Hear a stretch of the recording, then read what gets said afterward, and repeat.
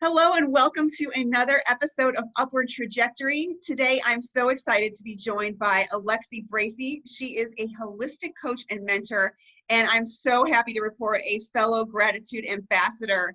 Thank you, Alexi, for joining us. Oh, I am delighted to be here, I tell you.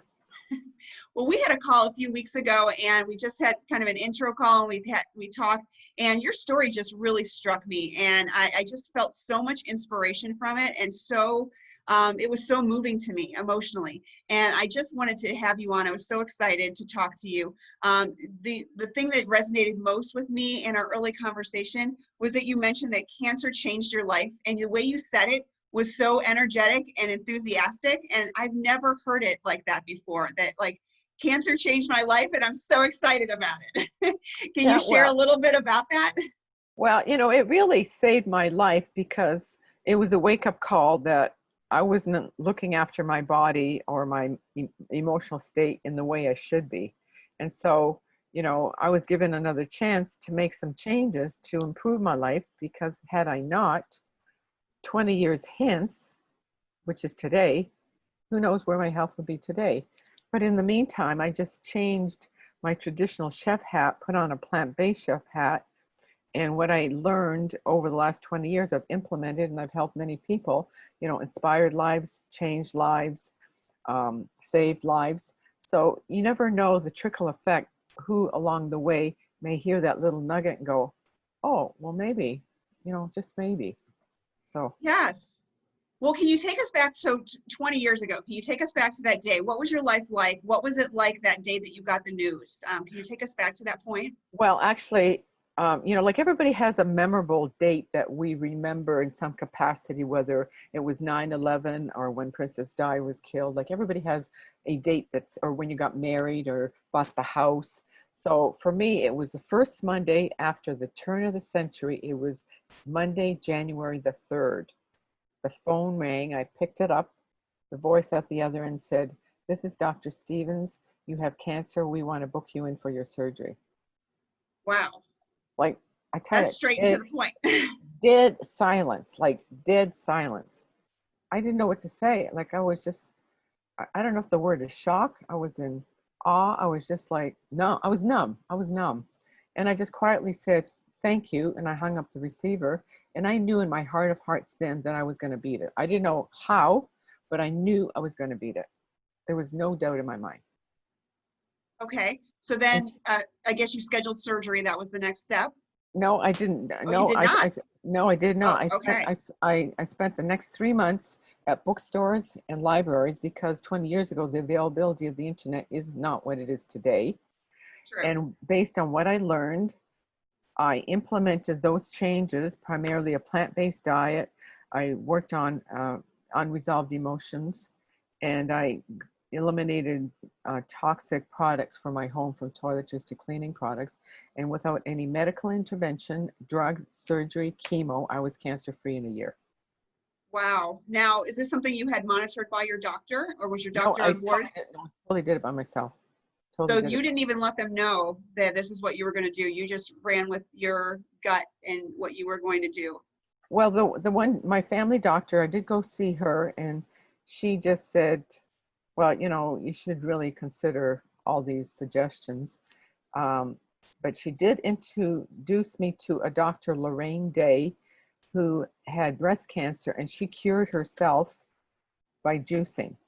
And so that opened that door. And so that's why I thought, because I had no idea that cancer and diet was linked, or even unresolved emotions, or even toxins in our environment, because they say now, genetically speaking, all illnesses are at the very most only 4% linked genetically. Yes. The other 96% is environmental toxins, and they could be like just a whole plethora of different things. Yes, and I love that you bring up the emotional, what you're holding on to emotionally, because the research is showing that that can be just so detrimental to our bodies and our systems, to hold on to negative emotions inside. It's like little cancers eating at us, and on a cellular level all throughout our body, if we hold on to bad things. So I like the emotional cleansing. Can you go into a little more depth in that? Well, Kaiser Permanente, which is a well-researched medical research company did a study on 17,000 college grads 20 years ago. 10 questions. Traumas that you have experienced between the ages of 3 and 18. Emotional abuse, verbal abuse, sexual abuse. Your father was an alcoholic. He beat up your mother. You lost your home. Whatever. If you score 2 or more yeses out of a possible 10 questions, you have an 80% chance of developing cancer, arteriosclerosis, heart disease after the age of 50. Like not all 3, Wow. either or, after the age of 50. 2 or more. And if you have 3 or more yeses, the numbers rise exponentially.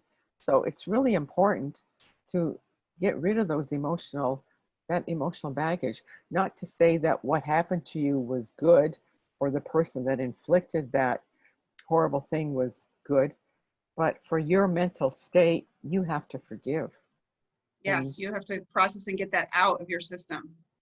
There's a Yes. really great story where 2 prisoners of war have just been released and they're walking on the road to freedom.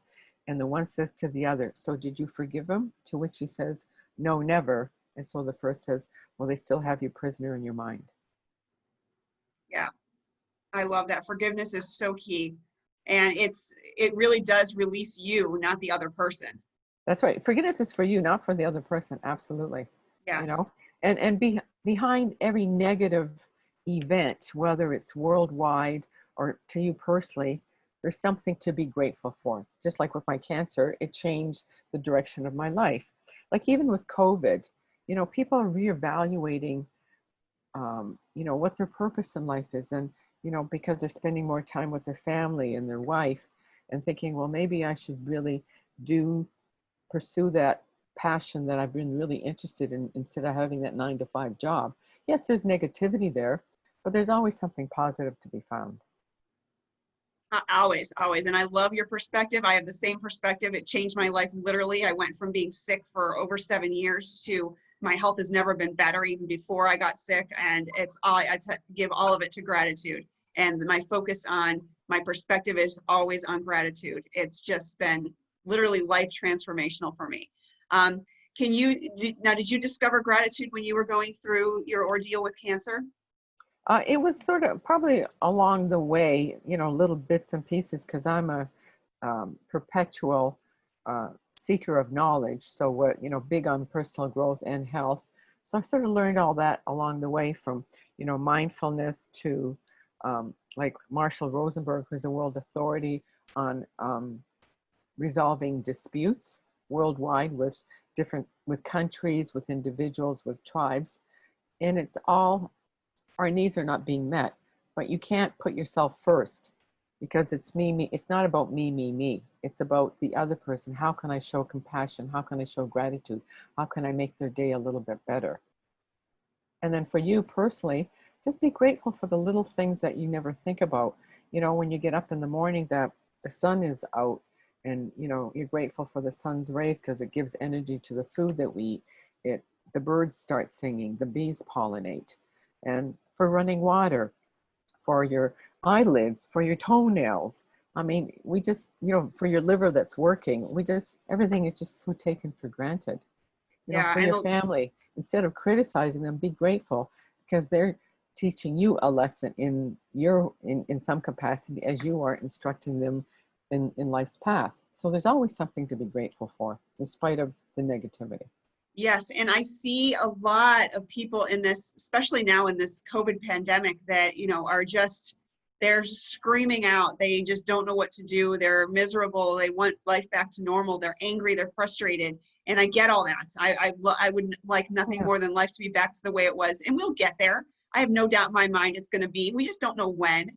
But just take a step back, and I agree, just be grateful for the little things and let that perspective guide you through your day. And it's really that positive shift, that lens shift that I talk about, that is transformative in your life. When you start to recognize the little things, then you start to see more and more and more. And before you know it, you're just overwhelmed with how much abundance you have and how much is there. That's right. It's just, like a book that was written years ago, Don't Sweat the Small Stuff. I love that book. Yeah, perfect example. It just, there's just so much out there to be grateful for. Yeah. And if And it's a negative, there's a lesson to be learned there.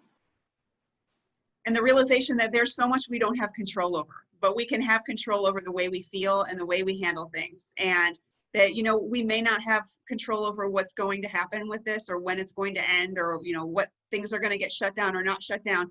But we can survive this. This is, in retrospective, this is not that big a deal. You're still alive, you're still breathing, you've still got a lot to be grateful for. Yeah, I mean, it really improves your mental state. They did studies with college students who were seeking, they were depressed and they needed counseling. So they broke them into 3 groups. So the one group, you had to write and give a gratitude letter to somebody in your class. The second group, every week for 12 weeks. The second group, you had to journal about gratitude every single day. And the third group did nothing. And after 12 weeks, the results were incredible. The first group that wrote the gratitude letter and gave it to somebody didn't need any mental counseling. The second group, only 10%, and the third group, well, they stayed the same. So it's just, changing your perspective and like really going within, because it raises the frequency of your body. It lowers your cortisol, so increases the feel-good hormone. There's just so many ways that gratitude affects your health, improves your sleep, improves your digestion, to say nothing of your mental state. Yes, I love that study as well. I actually referenced that one in my book, and I could not agree more that just the little acts of each day, even just thinking of things that you're grateful for, can have a profound shift on your whole mental state. So let me ask you, so now you're helping other people, you're focusing on other people who need to basically achieve health status. Maybe they're going through cancer, or maybe they're just, have realized they're not in a healthy state and they need to improve. Who are your clients and what are you doing with them? Well, I have a questionnaire, and so based on the questionnaire, we focus on the weakest body systems. And the first thing I do is initially address nutrition. And after 6 weeks or 8 weeks, if there's no significant change, then I go for the more specialized blood tests to, dig a little deeper. But one of the key things that I really like to address initially is resolving emotional issues, because we all have them. We all have them. Like, I equate your health to a tree. And so the tree, your body is the trunk of the tree. And if you imagine the branches going out on the top, it could be cancer, it could be diabetes, autoimmune, thyroid, mental illness, heart disease. Those things are a result of what we feed the tree in the roots. And so what do we feed the roots? It could be mental stress, not enough exercise, not enough sleep, poor nutrition, toxic emotions, toxic friends, toxic environment, parasites, mold. So we have to get rid of those things that are causing the symptoms, which is the cancer, the mental disorder, the thyroid disease, to manifest. So mainstream medicine puts a Band-Aid on it, whereas functional medicine, which is the model I follow, is you get to the root cause, because your disease is only a symptom of an underlying cause. Yes, and I love that study you brought up by Kaiser Permanente as well, with the past traumas, and we all have them. And it's just, certain things affect people differently. And as a young child, things are going to be profound in your life, especially traumatic things. And they may not be horrific traumatic things like some of the ones that you mentioned, but little things can still be held, and it can be at the core, and we need to get through and process that. How do you suggest people do that if they realize that they have things that they need to process and release? Well, they can call me. I do a process I can take them through. There's an excellent book called Choose Again by Diedrich Wolfert, and he has a 6-step process. Whenever you say, the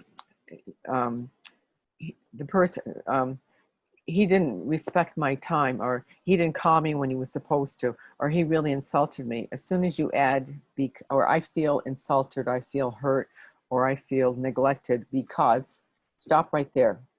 Because the because and the rest of it is some unresolved childhood issue, whether your mother didn't respect you, whether your mother neglected you when you felt that you needed her because you were sick.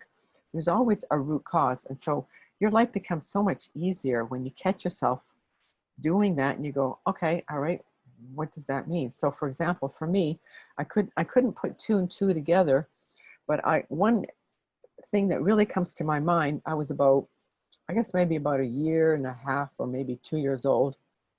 And I'm in the backyard and I'm standing in my playpen. My mother put me there and I've got my hands on the top of the bar and I wanted out. I wasn't crying, but in my mind, I wanted out. And my mother would put me there and she left, like went back into the house and I wanted out. And the significance of that for me is I cannot be controlled, or I choose not to be controlled. Because don't confine me with rules and regulations. That's why I'm an entrepreneur rather than an employee. There's nothing wrong with being an employee, but that's my makeup. So I'm really cognizant of that when somebody tries to put rules and regulations with something. I'm really aware of it. Okay, so just take a step back and, really examine and, what's the motive behind that person to doing that? Maybe it's for my safety and I didn't see it. There's a number of reasons. So there's always that underlying cause that we really have to dig deep to find, because we all have them.